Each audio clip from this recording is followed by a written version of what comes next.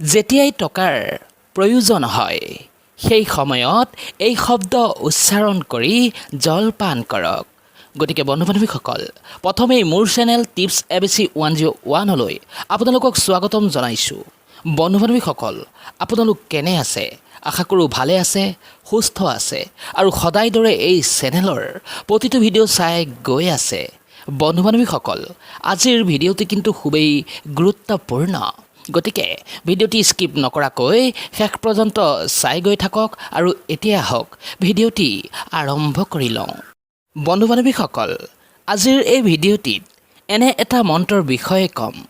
যদিহে আপুনি এই মন্ত্ৰটি উচ্চাৰণ কৰি জলপান কৰে, তেন্তে ইয়াৰ দ্বাৰা আপোনাৰ সকলো মনৰ ইচ্ছা পূৰ্ণ হ'ব। জীৱনত চলি থকা যিকোনো প্ৰকাৰৰ সমস্যা বা দুখ কষ্ট এইবোৰ জীৱনৰ পৰা দূৰ হৈ উঠিব। এই মন্ত্ৰ মাতি জলপান কৰিলে দৰিদ্ৰতাৰ নাশ হয়, লগতে মানুহে সফলতা পায়। জীৱনত আয় উন্নতিৰ ৰাস্তাসমূহ খোল খাবলৈ ধৰে। হয় বন্ধুসকল, এই মন্ত্ৰটি মাতি জলপান কৰিলে জন্মচক্ৰত থকা চন্দ্ৰৰ অৱস্থান মজবুত হয়, শক্তিশালী হয়।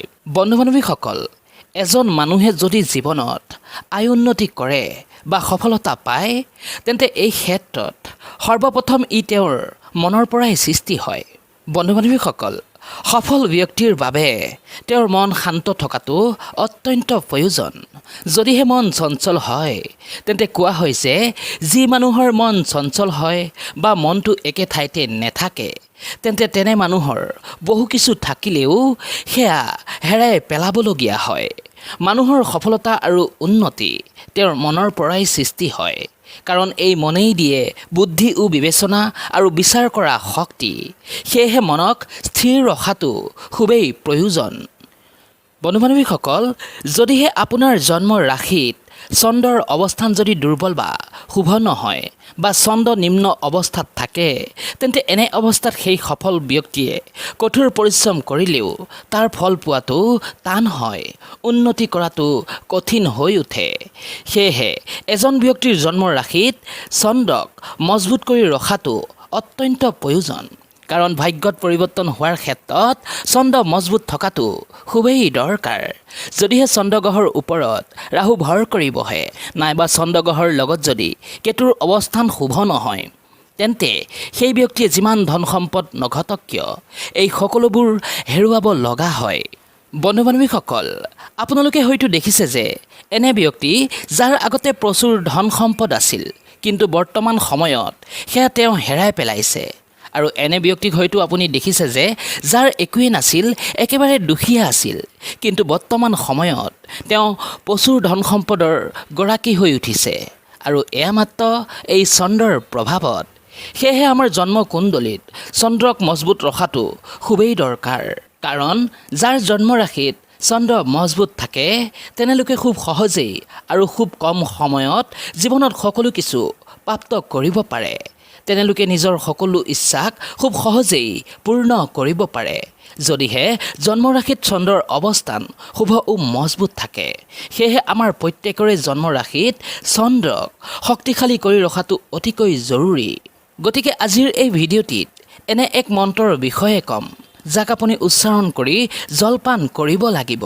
বন্ধু বান্ধৱীসকল, এই প্ৰতিকাৰটি কৰাৰ মাধ্যমত আপোনাৰ জন্মৰাশিত যিদৰে চন্দ্ৰ মজবুত হ'ব, ঠিক সেইদৰে শুক্ৰও শক্তিশালী হৈ উঠিব। হয় বন্ধুসকল, যেতিয়াই চন্দ্ৰ মজবুত হ'ব, তেতিয়াই আপোনাৰ মন স্থিৰ হ'ব, আপুনি ভাল ভাল চিন্তা কৰিব পাৰিব, সকলো ক্ষেত্ৰতেই আপুনি সফলতা পাবলৈ ধৰিব। ইয়াৰ লগতে যদি শুক্ৰ শক্তিশালী হয়, তেন্তে আপুনি প্ৰচুৰ ধন সম্পদৰ অধিকাৰী হৈ উঠিব, লগতে মান সন্মান ও প্ৰতিষ্ঠা লাভ কৰিব।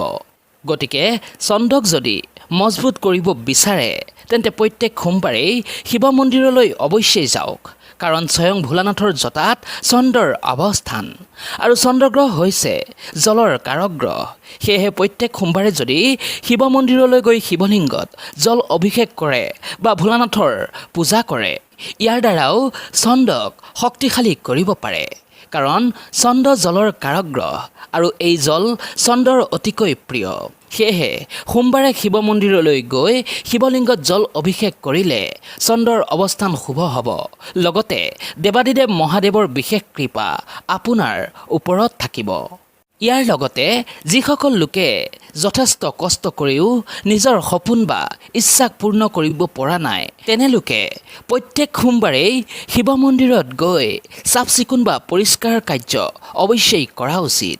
হয় বন্ধুসকল, যদিহে আপুনি মহাদেৱৰ পূজা কৰিছে, জল অভিষেক কৰিছে, লগতে যদি সেই মন্দিৰত সামান্য হ'লেও আপুনি চাফ চিকুণ কাৰ্য কৰে, তেন্তে আপুনি মহাদেৱৰ কৃপা অৱশ্যেই লাভ কৰিব।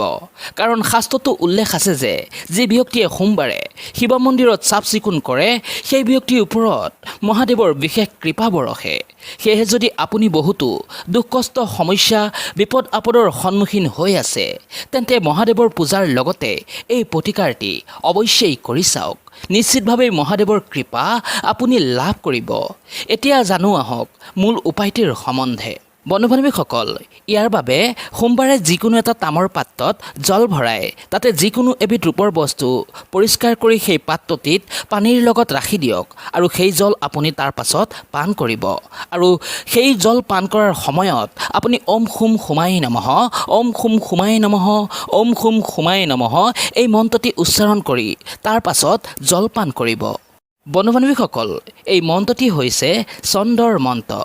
গতিকে আপুনি সোমবাৰৰ দিনটোত সেই পাত্ৰটিৰ পৰা যেতিয়াই জলপান কৰিব, সেই সময়ত এই মন্ত্ৰটি পাঠ কৰি ল'ব। কিন্তু বন্ধু বান্ধৱীসকল, মনত ৰাখিব, আপুনি সেই পাত্ৰটিত ৰখা ৰূপৰ বস্তুবিধ যাতে একেবাৰে সৰু নহয়। অলপ ডাঙৰ যিকোনো এবিধ ৰূপৰ বস্তু ৰাখিব, যাতে আপুনি জলপান কৰাৰ সময়ত আপোনাৰ মুখলৈ নাযায়। এই কথা আপুনি ধ্যান ৰাখিব। লগতে আপুনি এই উপায়টোৰ দৰে এটা তামৰ পাত্ৰত এইদৰে ৰূপৰ যিকোনো এবিধ বস্তু ৰাখি সেই জল নি যদি আপুনি শিৱলিংগত অৰ্পণ কৰিব পাৰে, ঠিক আপুনি একেই ফলাফল লাভ কৰিব। বন্ধু বান্ধৱীসকল, এই উপায়টি হৈছে অধিক কাৰ্যকৰী উপায়। কৰি চাওক, ইয়াৰ দ্বাৰা আপুনি আপোনাৰ জন্ম ৰাশিত চন্দ্ৰক শক্তিশালী ও মজবুত কৰি তুলিব পাৰিব। ফলত আপোনাৰ আয় উন্নতি বৃদ্ধি পাব। সকলো ক্ষেত্ৰতেই আপুনি সফলতা লাভ কৰিবলৈ আৰম্ভণি কৰিব। জীৱনৰ পৰা আপোনাৰ সকলো দুখ কষ্ট আৰু সমস্যা দূৰ হৈ উঠিব। ভগৱান ভোলানাথৰ বিশেষ কৃপা আপুনি লাভ কৰিব। গতিকে সম্পূৰ্ণ বিশ্বাস মনত ৰাখি ভক্তি আৰু শ্ৰদ্ধাৰ সহিত এই বিশেষ ক্ৰিয়াটি বা উপায়টি কৰি চাওক। আগন্তুক দিনত নিশ্চিতভাৱেই আপুনি ইয়াৰ ফলাফল লাভ কৰিব। এই উপায়টি যদি আপোনাৰ সম্ভৱ হয়, তেন্তে আপুনি একেৰাহে কেইবাটাও সোমবাৰ কৰি চাওক। সেয়েহে বন্ধু বান্ধৱীসকল, ভিডিঅ'টি আপোনালোকৰ কেনেকুৱা লাগিলে? যদিহে ভাল লাগিলে ভিডিঅ'টিত এটা লাইক কৰি তলত কমেণ্টত শুদ্ধ মনে লিখক ওম খুম সুমাই নমঃ, হৰ হৰ মহাদেৱ, জয় ভোলানাথ, জয় শিৱ শংকৰ। বন্ধু বান্ধৱীসকল, আজিলৈ ইমানেই। পুনৰ আকৌ এটা নতুন ভিডিঅ'ৰ সহিত আপোনালোকৰ ওচৰত আহি উপস্থিত হ'ম। আজিলৈ ইমানেই। ধন্যবাদ।